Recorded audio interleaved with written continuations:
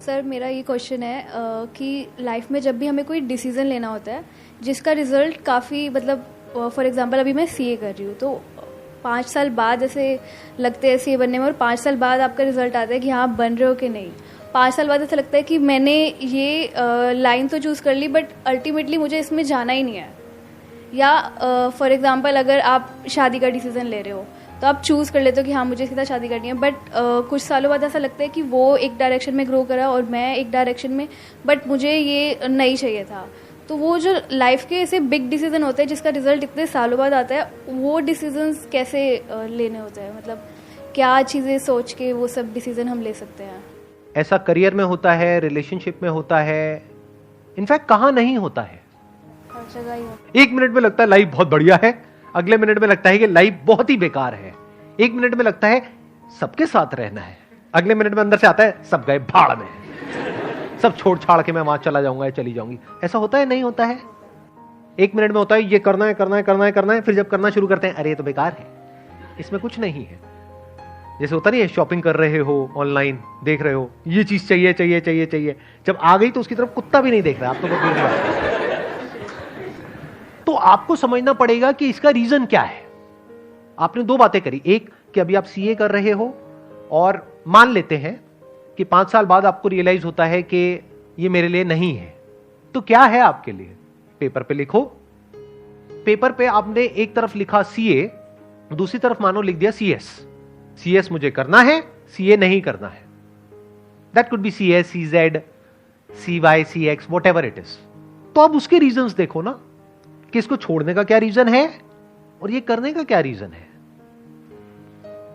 तो थोड़ी देर में जब आप लिखने लग जाओगे और अपने माइंड को लिख करके क्लियर करोगे, ये बात मैंने बहुत बार बोली अपने सेशंस में, but I am not sure कितने लोग इस बात को समझते हैं और एक्चुअल में करते हैं। कभी भी कोई भी प्रॉब्लम हो, अपने माइंड में उसको सॉल्व करने की कोशिश मत करना, एंटैंगल्ड हो जाओगे बुरे तरीके से। स्पेशली अगर प्रॉब्लम बड़ी है तो, छोटी मोटी है तो माइंड में ही करनी पड़ेगी। जैसे बाइक चला रहे हो, स्कूटर चला रहे हो, व्हाटएवर, और एकदम से कोई सामने से आया तो उस वक्त पेपर पेन लेकर के नहीं बैठ जाओगे क्या करूं, तब तक तो हो जाएगा जो होना है, उस वक्त तो इमीडिएट एक्ट करना पड़ेगा।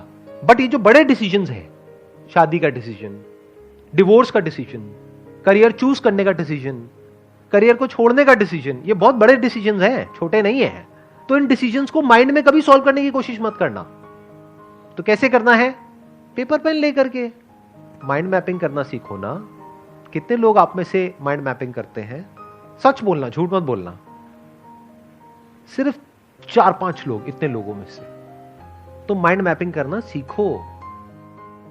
माइंड मैप से क्या होता है, लाइफ में सेंटर में कुछ आता है जो बहुत इंपॉर्टेंट होता है, उसके अकॉर्डिंग माइंड मैप बनता है, तो लाइफ में आपको क्लैरिटी आती है। तो जब आप ये करोगे तो आपको समझ आएगा कि उसका कॉज क्या है। हो सकता है सीए जो आप कह रहे हो कि अब मुझे रियलाइज हो गया, ये रियलाइज क्या होता है? Realization is nothing but your thought, कि मुझे ऐसा लग रहा है। आज कुछ और लगता है, कल कुछ और लगता है। एक रिलेशनशिप में कभी रियलाइज होता है कि ये तो बहुत ही बढ़िया है, कभी ऐसा लगता है कि ये तो बहुत ही बेकार है। तो ये रियलाइजेशन क्या होता है? तो इस रियलाइजेशन वर्ड को हटा दो कि मुझे रियलाइज हुआ, उसकी कॉज को समझो।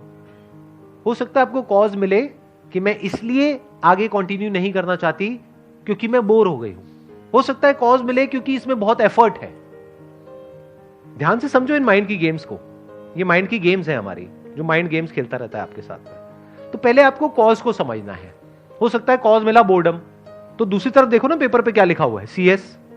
बोर्डम तो वहां भी है, टक्कर का ही है। सही कह रहा हूं, गलत कह रहा हूं? या तो आपने लिखा होता दूसरी तरफ बंजी जंपिंग, मैं ये बंजी जंपिंग का वहां पे ऋषिकेश में जाऊंगी, वहां पे सेटअप करूंगी और खुद बंजी जंपिंग करूंगी डेली और लोगों को भी करवाऊंगी। तब लगा कि हाँ कुछ डिफरेंस है। एक तरफ सीए लिखा हुआ है, एक तरफ सीएस लिखा हुआ है, टक्कर के हैं दोनों। ऐसे ही बॉयफ्रेंड गर्लफ्रेंड में कंफ्यूजन हो या पति पत्नी में कंफ्यूजन हो, तो दूसरी तरफ लिखो किसी का नाम।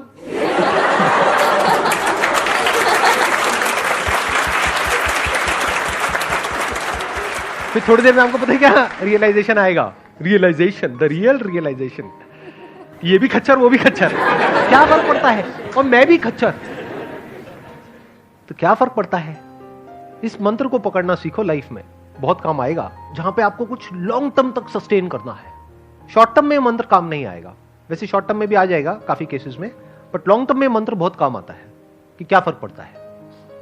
हम सब अपने थॉट्स के हिसाब से चलते हैं, फीलिंग्स के हिसाब से चलते हैं, जो हमें लगता है अपने बिलीफ्स उसके हिसाब से चलते हैं, और सब कुछ ही लिमिटेड है, हर जगह क्लैशेस हैं, कॉन्फ्लिक्ट्स हैं, तो कोई भी परफेक्ट नहीं है।